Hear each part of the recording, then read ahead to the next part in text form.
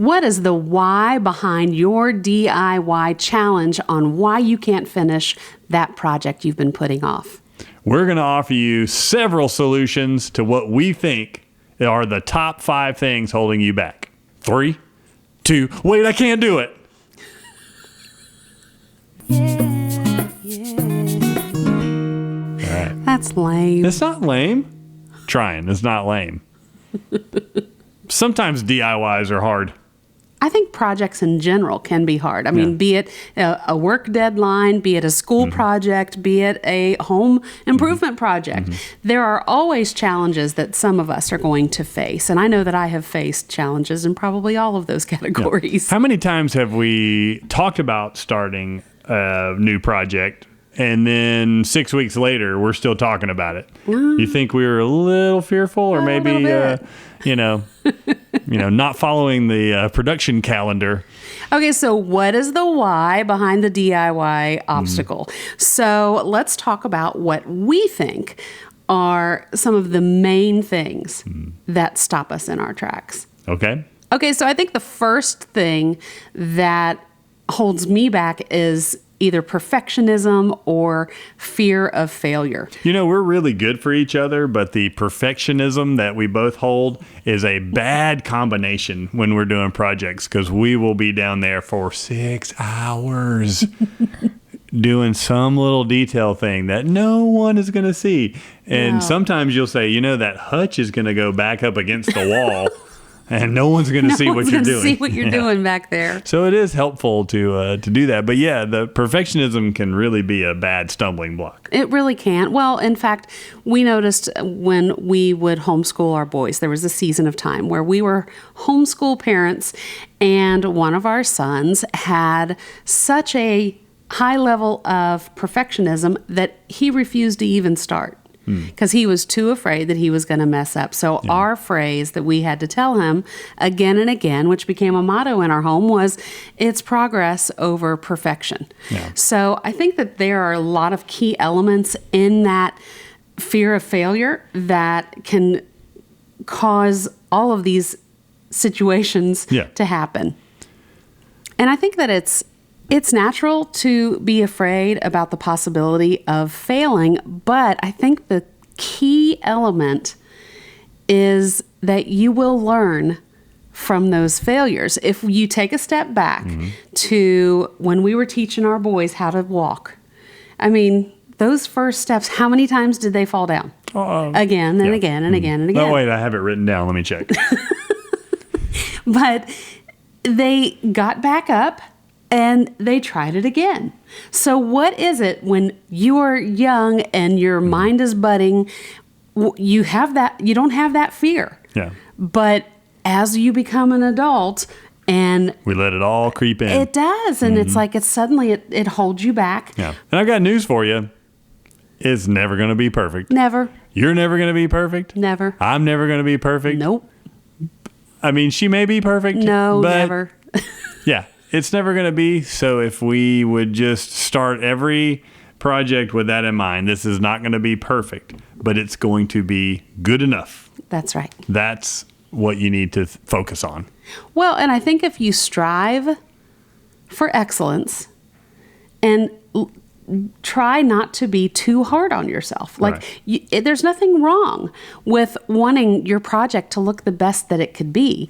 Yeah. That's why we teach people to color within the lines and to have good handwriting and to type properly. But sometimes when you see someone color outside of the lines, you go, ooh, that looks pretty cool and creative. So there are ways that you can use that to your advantage. And it's not like we're saying, don't strive for high quality craftsmanship, but it doesn't have, you want to make sure your lines are straight, that you're square and things like that. But there's a point where you can forgive yourself and go, well, maybe that paint line isn't the most perfect paint line I've seen, or I can see that one roller mark. A picture gets hung, a hutch gets moved back in place. One thing I love is when you and your dad would do DIY projects, you all had a motto. Oh, yeah. Our motto is almost straight, almost all the time. And it's the truth. Yeah, because I mean, think that because your father is also a perfectionist as well. I wonder where I get it from. Yes. Mm-hmm. So yeah, we will sit there with our square and get it perfect. And we'll hold it together, say it's a couple of boards, and then we drive the nails in or the screws, and we're like, yes, we had triple and quadruple checked. And then we go and set it somewhere and build the rest of it, and then we put the square back up there, and it was like, how is it not square? But overall, it all looks great. That's right. You don't really notice it because it's really, as long as it's not holding your house up, it's kind of okay if it's a little not. Well, sometimes good enough is good enough. Yeah. So relax a little, give yourself some grace, and don't strive for perfection. That's right. It's not about it being perfect. But use it as a motivator to work harder and smarter and to maybe, tackle some of those fears in the process. Hey, can we do number 2 tomorrow? I don't really want to do it right now. Which brings us to our second point, procrastination. That is such a dad joke. Well, that's for all the dads out there. Okay, so if you are facing a struggle with lack of motivation or procrastination, then this tip will definitely help you with hopefully some solutions to help you overcome that problem. It is a challenge to be passionate about a project, especially if it is something that you are not passionate about. Like gardening. Gardening, scraping the ceilings. That's why, we've been in this house almost 5 years this fall, and we still have ceilings to scrape because I hate scraping the ceilings. It's not lack of motivation as much as we'll get to it.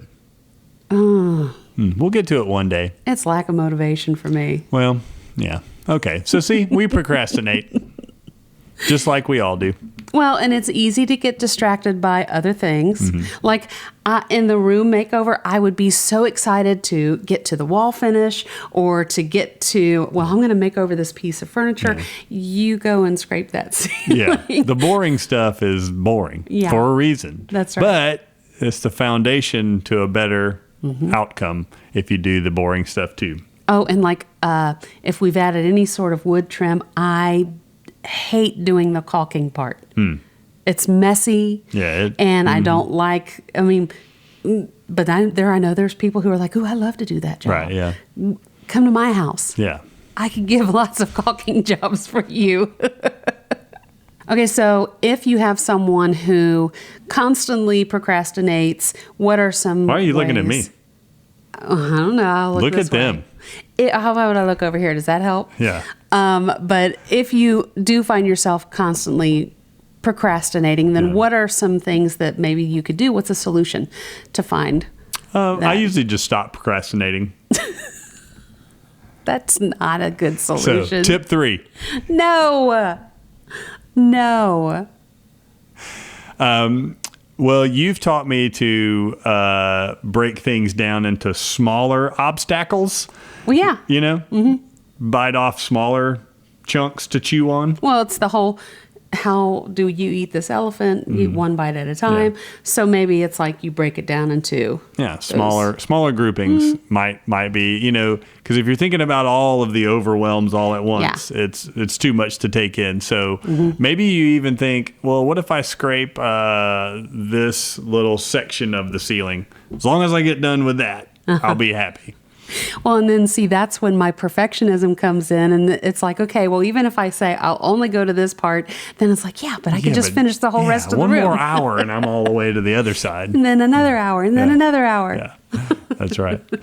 One thing that we do when we need a little push is listen to music. Oh, turn music on that music definitely and just jam. Soul. Yeah. Healer for me. Yes, it is. And even my boys know. So if I'm having like a mood or a bad day, or I've got just kind of a blue day, they will put on. We've got a playlist that's called Mom's Mood, and they will put that on, and then next thing you know, I'm singing and dancing, and it's definitely a mood lifter. So that's an element that you can do, or you can say, okay, if we get this done, then we'll go to that one restaurant that we love to go to that we never get to go to, but we have to get the project done. So it's like a little treat. Yes. Something like... Dangle the carrot. Exactly. Even if you have to do it to yourself. Not a literal carrot, because that wouldn't be very motivating. It would keep getting in the way. Yeah. Why is it a carrot? Because, it should be like a brownie or some kind of ice cream cone. Just dangle the ice cream cone, so you're going for that.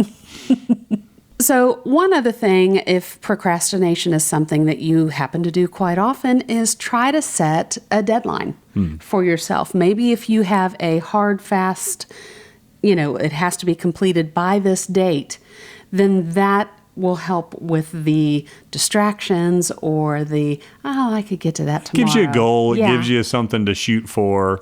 And maybe it helps you not feel so overwhelmed, because you're like, okay, well, I will be done in 2 days. That's right. And then I can move to the next challenge. Okay, so tip number 3 that may be a huge hurdle that you have to overcome are either lack of resources or support. And lack of resources could be time, it could be money, it could be helping hands. Could be knowledge. It could be knowledge. Not sure how to do this particular skill. That's right. Yeah.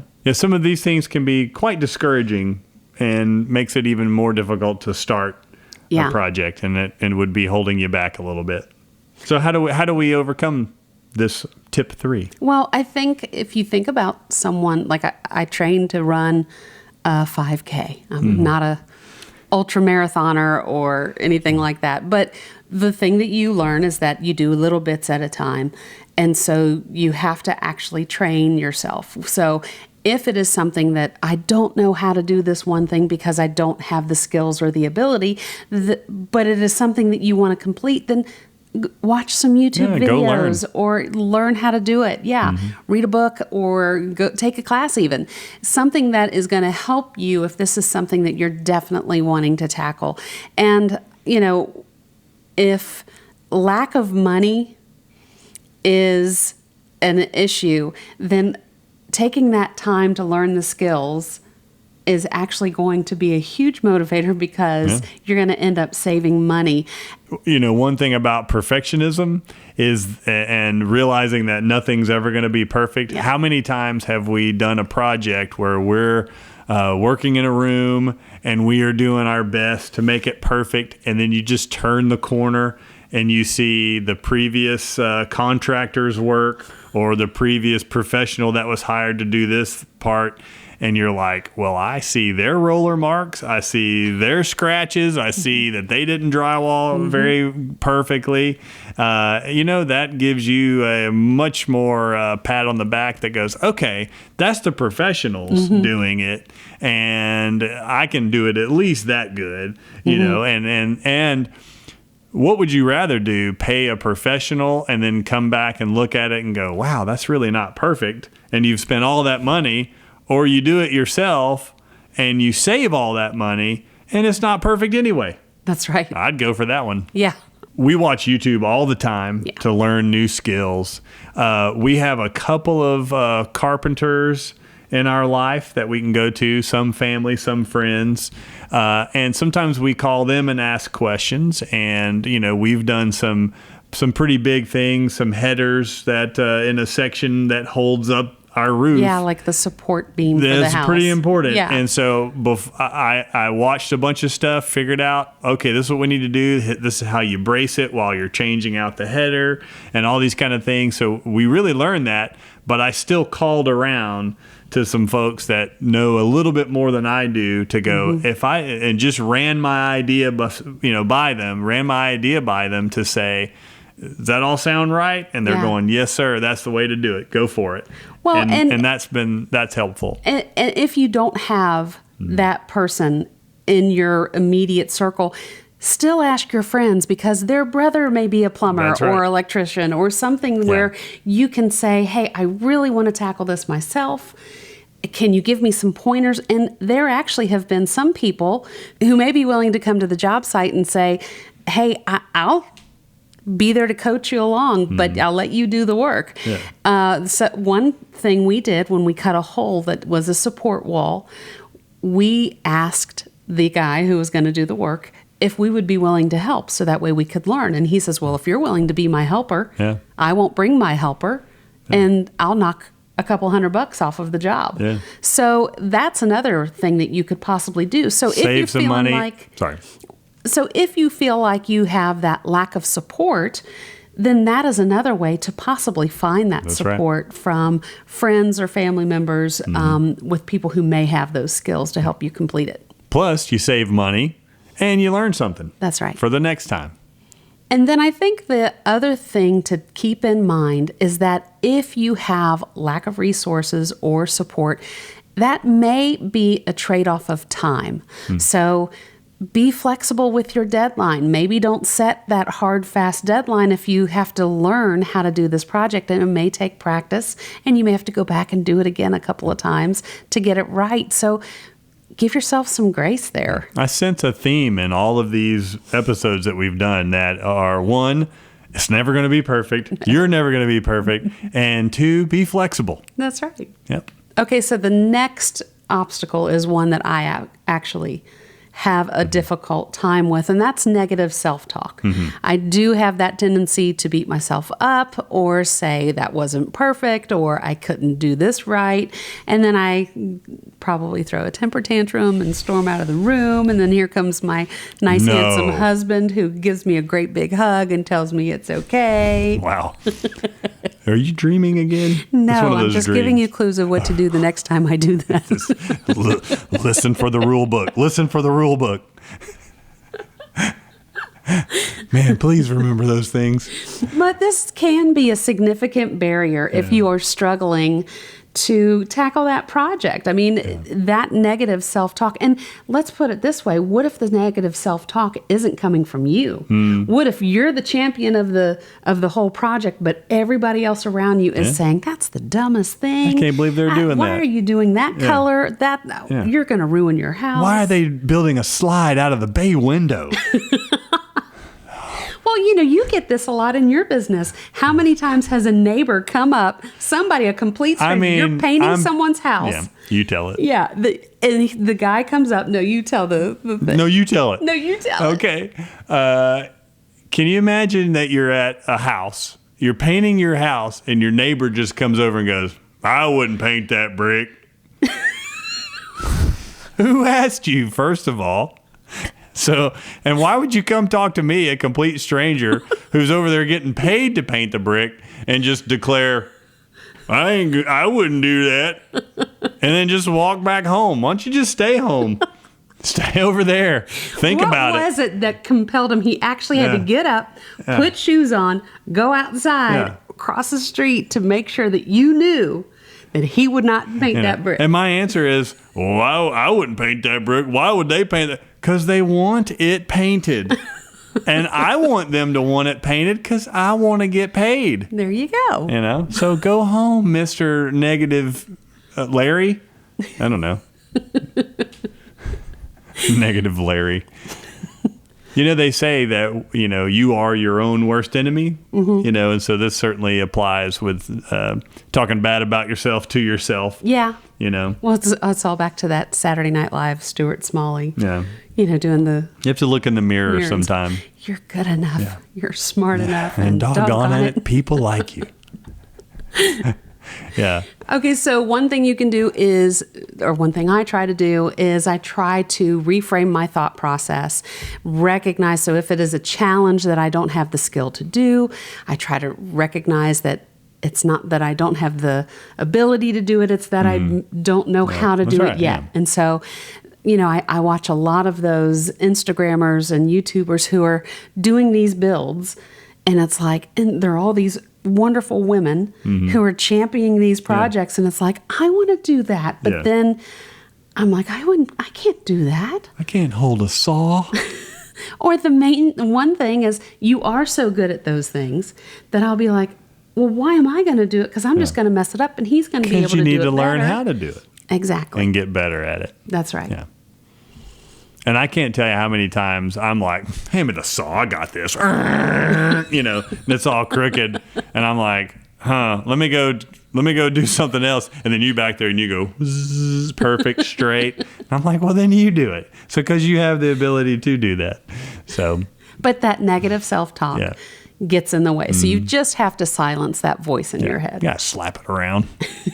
say, you're not welcome You here. can't. I wish I had a thing. I don't know why you talk to yourself like that. I wouldn't. Okay, so the last thing that may be holding you back from tackling that project is something that we are currently in the throes of, which is overcommitment. Too much stuff going on. Too much stuff, and we're putting on all the hats, Too many ideas. stacking the hats. Hey, one you upon want to do each the other. kitchen? Hey, why don't we redo our fireplace? Hey, have you seen these floors? We should resand them and stain them. Hey, our front door needs to be replaced and painted. And you know don't those forget- shutters outside? Oh, yeah. All of them need to be replaced, and we're going to paint those. Well, wait, do you like this style or do you like that style? I can't take it. And you've got band practice and you're playing at this gig, and then you've got Yeah. hired for this Yeah. show. And then, oh, by the way, the kids need snacks at their school party. Yeah. And then, you've got to take the dog to the vet. And then, you've got that vacation I'm not planned. getting a dog. You can't just sneak that in at every chance. I try. I really do try. Nope. No rough. You're mean.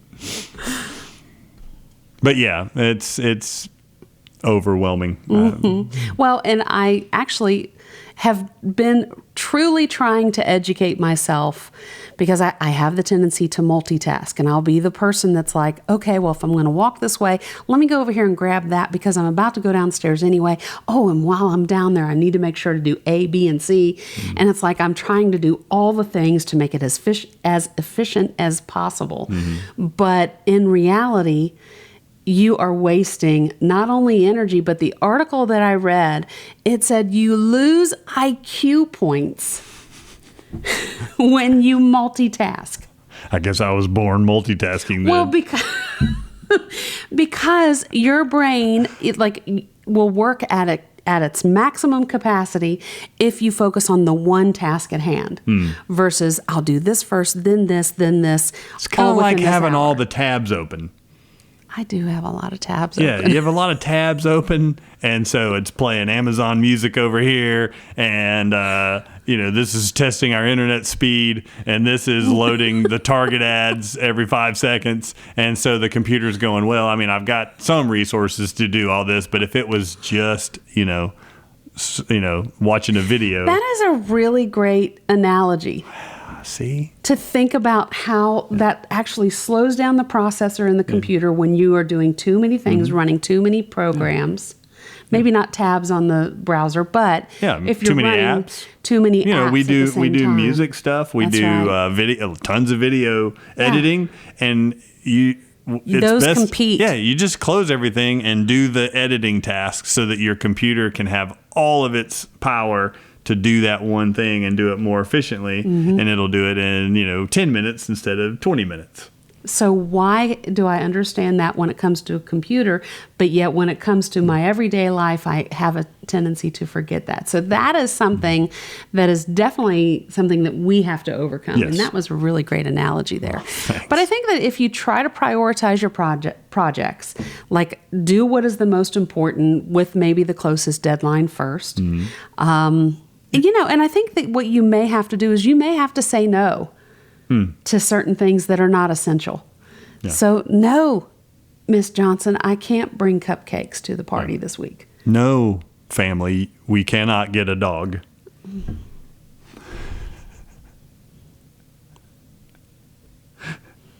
I should probably go get a dog. See, It's the only thing that's going to make me happy. I'm gonna say this as many times as possible, and then get everyone is just down in the dumps about it all, and then bring that dog home, and I will be the champion you of will. life. That is right. Yeah, You will see, be. I just gave away my tactic. Okay. You just wait. That dog's coming. Okay, well, so one thing I think that you can think about when over committing yourself to different projects is it's better to do fewer things very well than to do lots of things poorly. Yeah. So if you just focus that energy on, I want to put my best foot forward, say no to some things. I think it makes your entire DIY life a lot easier to take your time with it, learn each step of the way, and don't beat yourself up. There you go. Well, I hope that this helped you out. These are the 5 things that we find that are the most important to overcome if you find yourself putting off that project. And if these are some of those issues, hopefully this helped you out. If there are some other things that you are struggling with, be sure to leave us a comment, because we would love to do what we can to help you out in any way possible. Stay tuned for the next episode coming out next week, so be sure to follow so you don't miss the next one.